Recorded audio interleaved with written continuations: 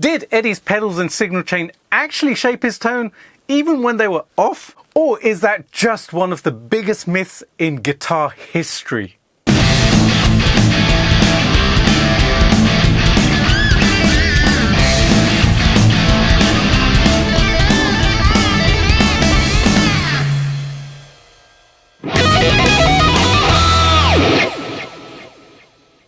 Hey everybody, welcome back to Decoding EVH, the show where I test the myths and the legends behind Eddie Van Halen's incredible guitar tone with a little bit of science. Well, kinda sorta. Today we're diving into one of the most talked about parts of his rig, his pedals and signal chain. You see, there's this long-standing idea that even when these vintage MXR pedals were switched off, they were still shaping his tone. Well, let's jump straight into the sound clips and find out.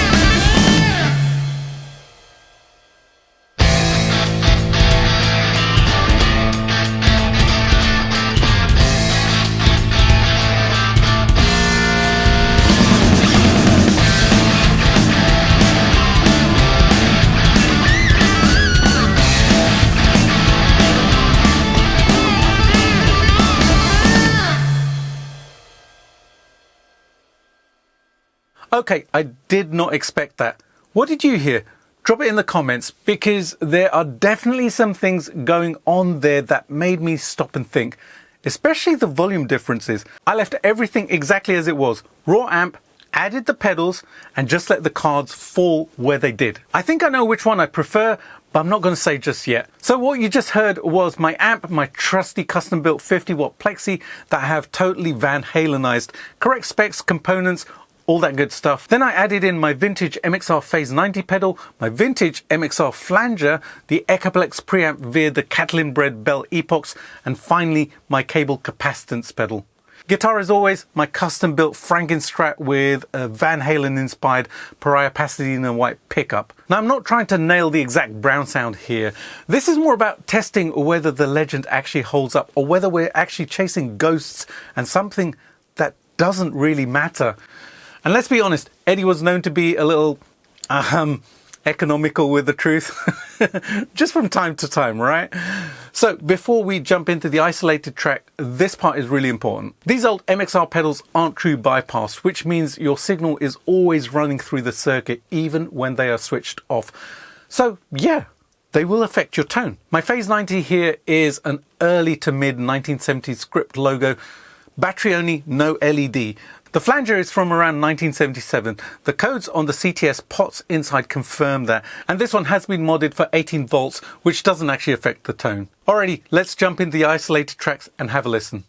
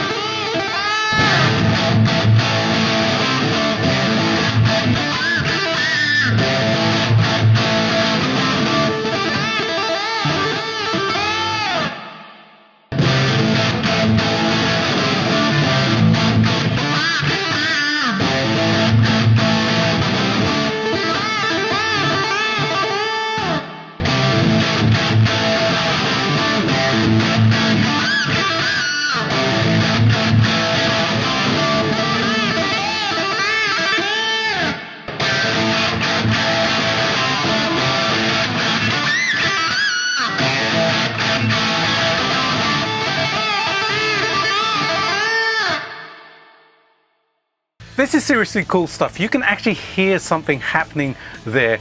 These pedals are coloring the tone. There's no doubt about it. Now, is there enough to say that they created the brown sound? Or is it just one small piece of a much bigger puzzle? I'll let you decide that. And by the way, there are 6 other episodes of Decoding EVH where I tested things like guitars, tubes, variac, Echoplex, reverb, even cable length. So if you're into that stuff, definitely check those out as well. If you enjoyed this one and you're into breaking down the myths behind great guitar tones, make sure that you're subscribed to the channel and hit the bell. There's plenty more coming. And if you know someone who's chasing that EVH tone, send this video their way as well. Alrighty, I'm gonna pick my favorite version and play you out with that. See if you can spot which one I went for. Or is it just the amp? Have an awesome day and I'll see you soon with another one. Bye for now.